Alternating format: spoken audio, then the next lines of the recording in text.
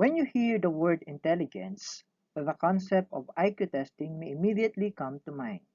Intelligence is often described as our intellectual potential, something we are born with, something that can be measured, and a capacity that is difficult to change. In recent years, other views of intelligence have emerged. One such conception is the theory of multiple intelligences proposed by Harvard psychologist Howard Gardner. Gardner is a professor of cognition and education at Harvard Graduate School of Education. He criticizes the notion that there exists but a single human intelligence that can be assessed by standard psychometric instruments. He also posited that there is more than one way to define a person's intellect, and he proposes the idea that we all have various areas of intelligence across a range of intellectual areas.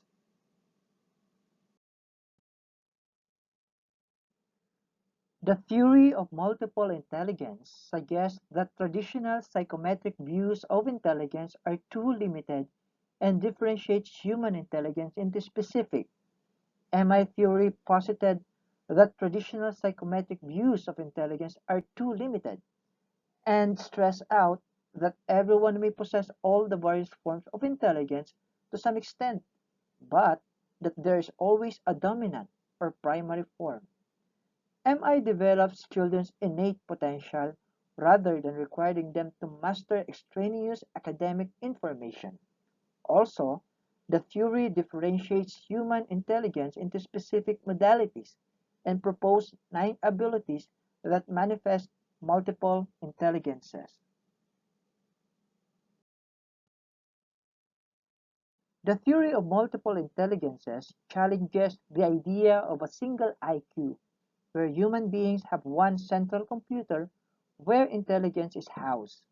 One common misconception about multiple intelligences is that it means the same thing as learning styles. Instead, multiple intelligences represent different intellectual abilities. Learning styles, according to Howard Gardner, are how an individual approaches a range of tasks. MI is a theoretical framework for defining, understanding, assessing, developing people's different intelligence factors, while learning styles present the way human beings prefer to concentrate on, store, and remember new and or difficult information. Gardner also argues that the idea of learning styles does not contain clear criteria for how one would define a learning style, where the style comes from, and how it can be recognized and assessed. He phrases the idea of learning styles as a hypothesis of how an individual approaches a range of material and gives a diagnosis about someone's learning information intake preferences. Gardner says that there are multiple types of human intelligence, each representing different ways of processing information.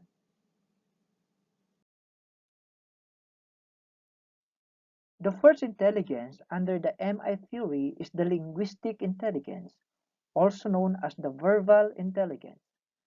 People who are strong in linguistic verbal intelligence can use words well, both when writing and speaking. These individuals are typically very good at writing stories, memorizing information, and reading. People with linguistic intelligence are best suited to careers with a heavy focus on reading, writing, and speaking.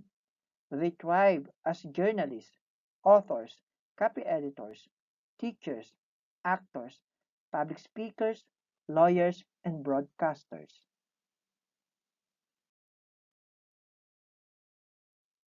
Next is the logical mathematical intelligence.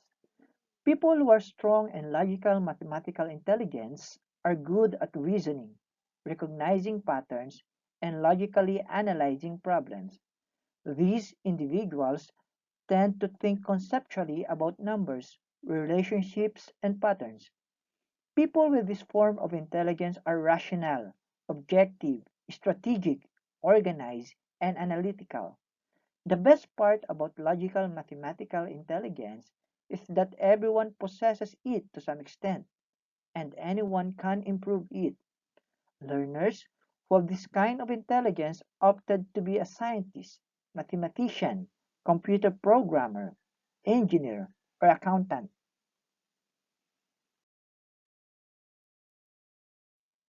Next is musical intelligence. Musical intelligence, or music smarts, is a form of auditory intelligence. It goes beyond music to incorporate all sounds, tones, and rhythms. People who have strong musical intelligence are good at thinking in patterns, rhythms, and sounds. They have a strong appreciation for music and are often good at musical composition and performance. Rhythm in music can be a way for them to memorize concepts. Some people with musical intelligence are specially gifted at composing, singing, or playing an instrument. They often have a song running through their head. They often learn well through lectures since they are highly auditory.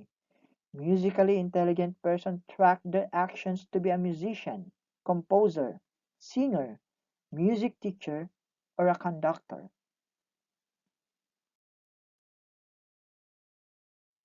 Next is spatial visual intelligence.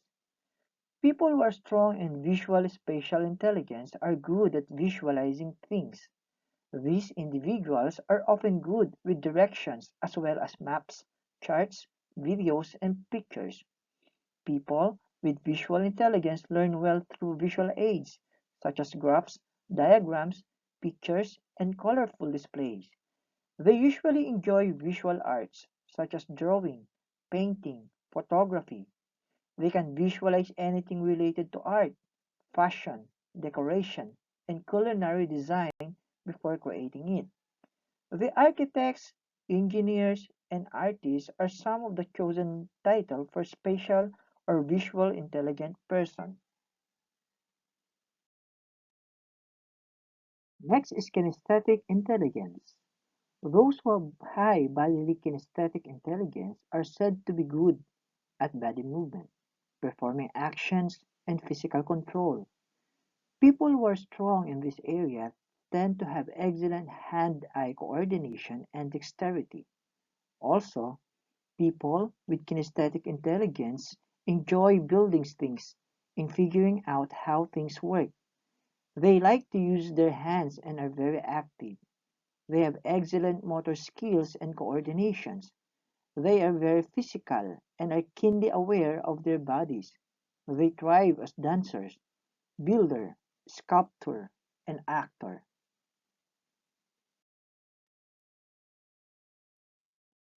Those who have strong interpersonal intelligence are good at understanding and interacting with other people. These individuals are skilled at assessing the emotions, motivations, desires, and intentions of those around them. Interaction, dialogue, and lively discussions are ways in which people with interpersonal intelligence learn. They are enthusiastic and lively. Others often seek them out for advice, help, and comfort. They are good at making others feel welcome and often reach out to outsiders. They are inclusive of others. People who are good at interpersonal skills are crafted to be psychologists, philosopher, counselor, salesperson, or even politician.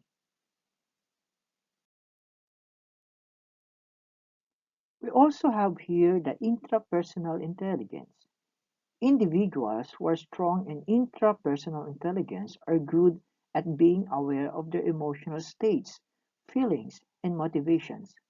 They tend to enjoy self-reflection and analysis, including daydreaming, exploring relationships with others, and assessing their strengths. Philosophy, psychology, and theology are often of interest to people with intrapersonal intelligence. They enjoy journaling because it helps them learn about themselves. They're also good at helping others understand themselves.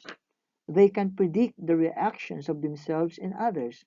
They tend to be a philosopher, writer, theorist, or scientist in the future.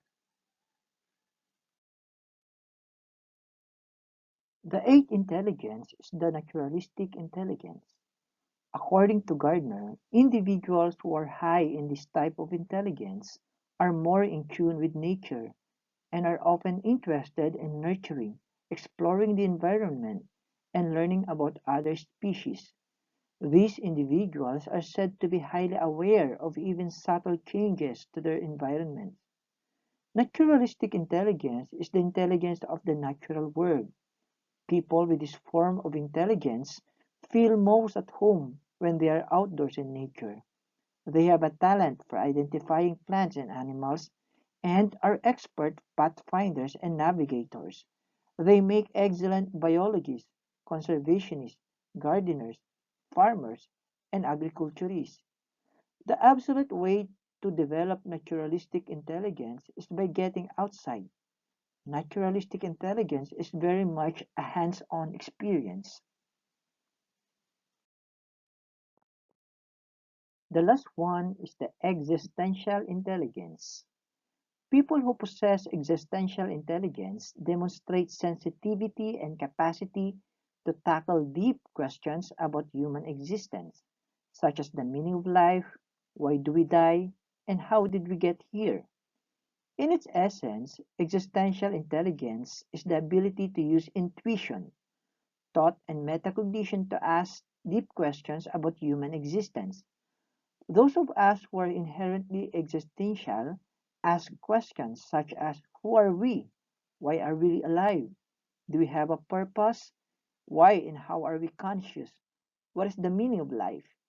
In many ways, it takes a certain level of courage to tackle grand questions and age old mysteries that have taunted humanity for millennia. They thrive on intellectual debate and are not afraid to challenge the norm. Inside the classroom, educators should be aware that individuals have different strengths and are likely to perform differently. While a person might be particularly strong in a specific area, such as musical intelligence, he or she most likely possesses a range of abilities. We must vary our approach in how content is presented and how the knowledge learned is presented back to us. Give opportunities for learners to learning and respond in a range of different ways. Educators must also be prepared to reward responses to work that do not necessarily conform to the traditional expectations of the school.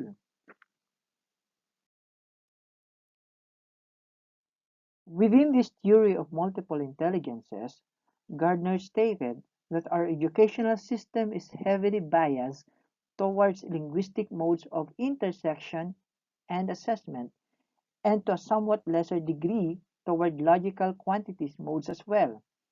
We should empower our learners, not restrict them to one modality of learning. Gardner's work went on to shape educational pedagogy and influence relevant policy and legislation across the world, with reference to how teachers must assess students' progress to establish the most effective teaching methods for the individual learner. It was emphasized that learners will be better served by a broader vision of education. Gardner maintains that intelligences are used concurrently and typically complement each other as individuals develop skills or solve problems. Although Gardner's claims have become popular with educators, very little research has been done to establish the validity of his theory. Gardner first made his theory public in 1983. The first empirical study to test the theory was not published until 23 years later, and the results were not supportive. Multiple intelligences theory can hardly be described as scientifically generative. Some of the proposed intelligences, such as interpersonal and intrapersonal, are difficult to define clearly. Gardner himself has declined to specify what he thinks the components of the various intelligences might be or how these might be measured, and has only provided unclear descriptions of them. The idea that there are multiple independent kinds of intelligence appeals to egalitarian sentiments because it implies that anyone can be intelligent in some way or another, even if they are not lucky enough to possess a high IQ. Gardner's theory is accepted by the self-esteem movement because according to this view, no one is actually smarter than anyone else. Just different and making people feel good is not an index of scientific validity. This is Mark Ryan F. Romero. Thank you for listening.